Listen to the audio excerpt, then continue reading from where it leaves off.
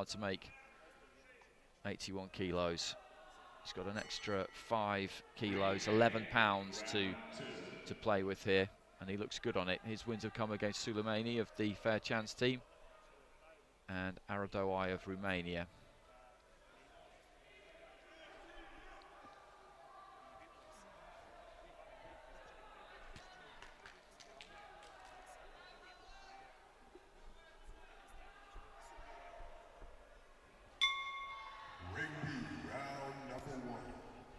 Jab to the body to kick things off there for Ataev.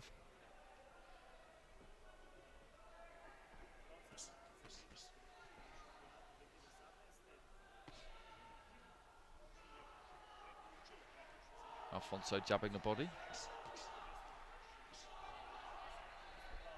pulling back into the corner. Seeing if he could suck Ataev in. Ataev wasn't playing that game.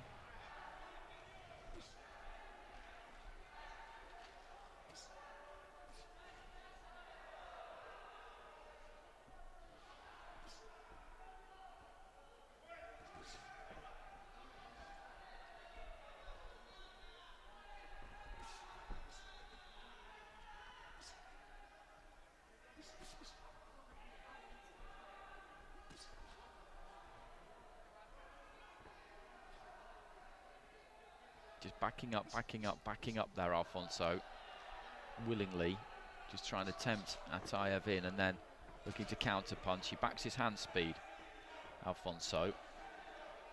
Ataev slightly circumspect there. You can see him just creeping forward. He doesn't want to commit too much, trying to get in with the jab and back out again, maybe the 1-2. He knows what Alfonso's game is here. He knows exactly what he's after. Right hand there from Alfonso, that landed midway through round 1.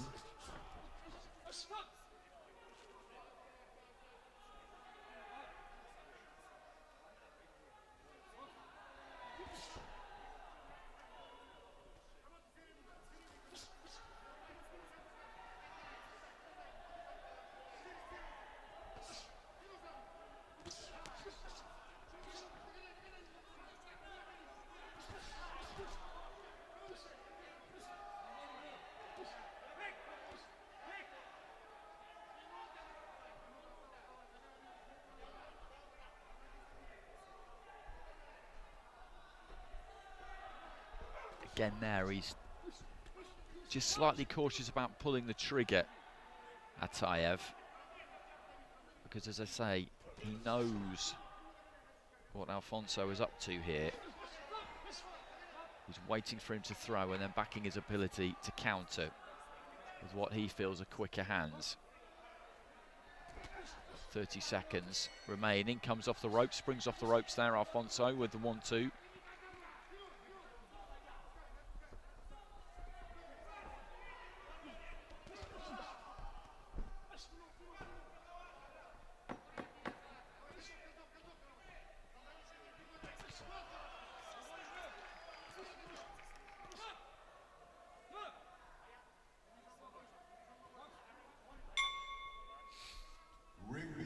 Quite a cagey opening round that.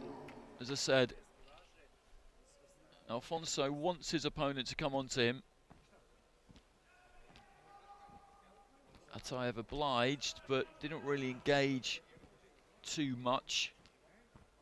And Alfonso gets it with 4 out of the 5 judges. The cleaner punching out of the 2 of them, you'd say, was from him.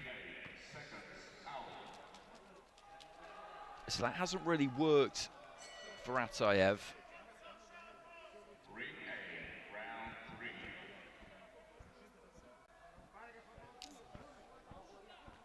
I wonder, can he force Alfonso to come forward himself?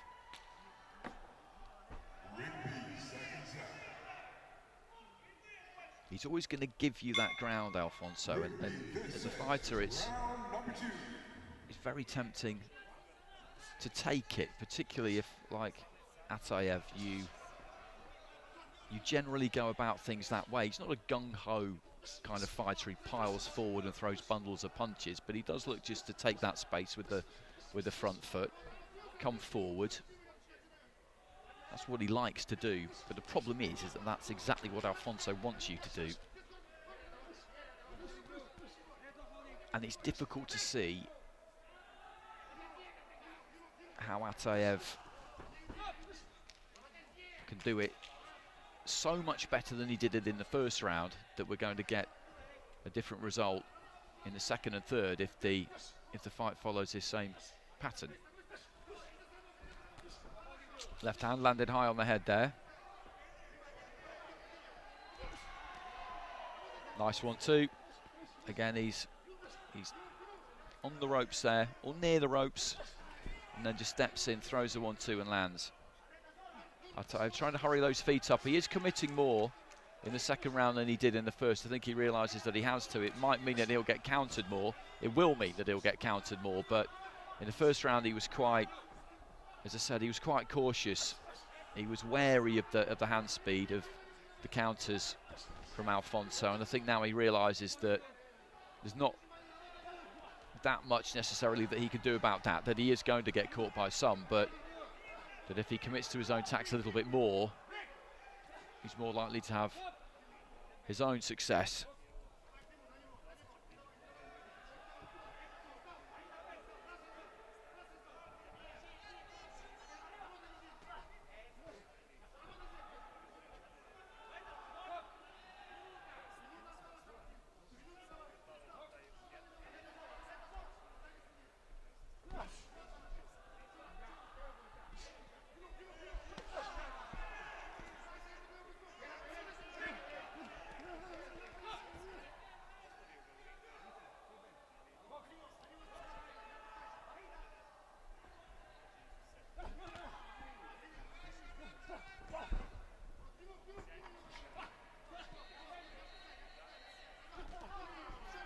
Nice combination there from Alfonso, and that in a kind of microcosm is how the fight has gone, and the problem that Ataev has had. He's stepping to Alfonso, who's willingly giving that bit of ground and going to the ropes. He let go with the 1-2, Ataev, and Alfonso saw it, was triggered by it, let his own 1-2 go and landed first because he's got quicker hands.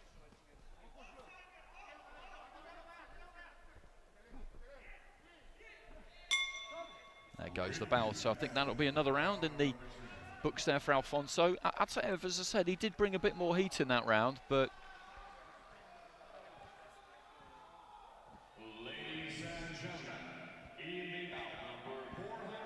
I don't really see him winning it on that basis. 10-9s across the board there from Alfonso, so he's got a 2-point gap with 4 out of the 5 judges and is in control of this one. It's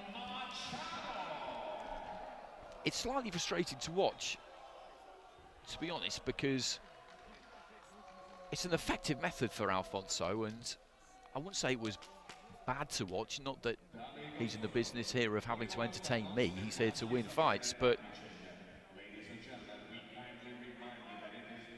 you're kind of watching Ataev just do exactly what Alfonso wants him to do.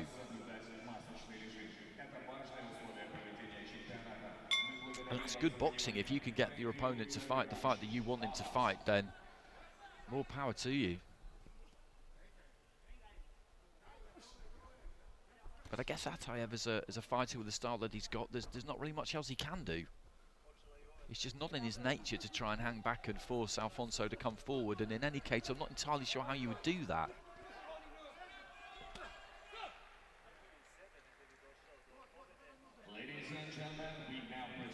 Well, how you would do it is you've got to win the first round. If you can win the first round against Alfonso, then he's going to be forced, you would imagine, to come forward. But if you don't win the first round, then you've got a massive, massive problem. Because you've got to step to him even more then, and that's even more what he wants.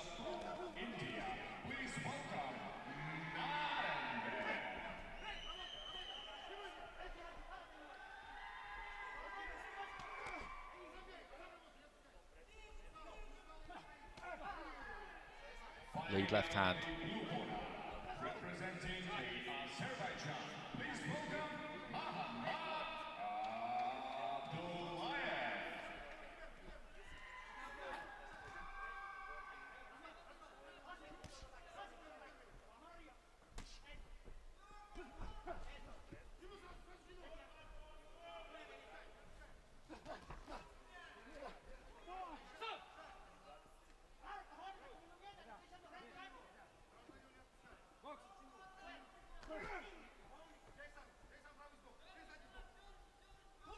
Very familiar story there of Alfonso just hanging back in the corner. Ataev lets those hands go, and back he comes with the right hand. He really does have very quick hands.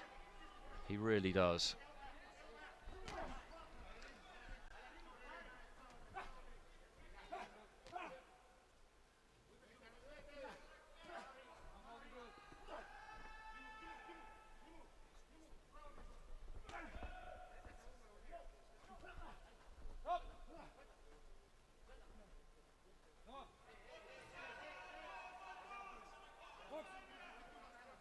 Referee just telling Alfonso to keep his head up. 30 seconds remaining in the round.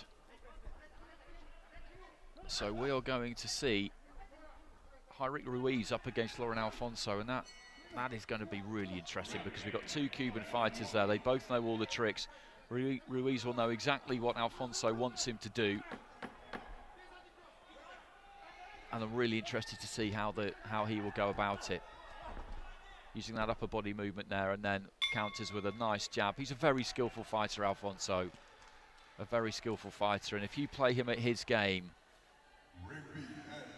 then you've got to really go some to beat him. For me, it really does come down to that first round. If you can win the first round against him, then he's got to do something different. He will be forced, you would imagine, to do something different. But if you can't win the first round, then you really have got a problem. Reminds you of Julio La Cruz at light heavy. Similar kind of dynamic. If he won the first round, which he almost always did, then you may as well just go home.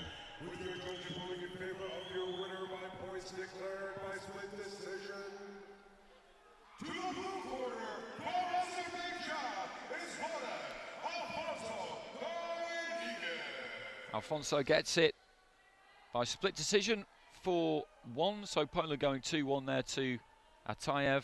Three judges scoring it 3-0, another one 2-1, and it was comfortable. It was a comfortable win. Through he goes to the semi-finals, where, as I say, he will face his fellow native Cuban, Ruiz.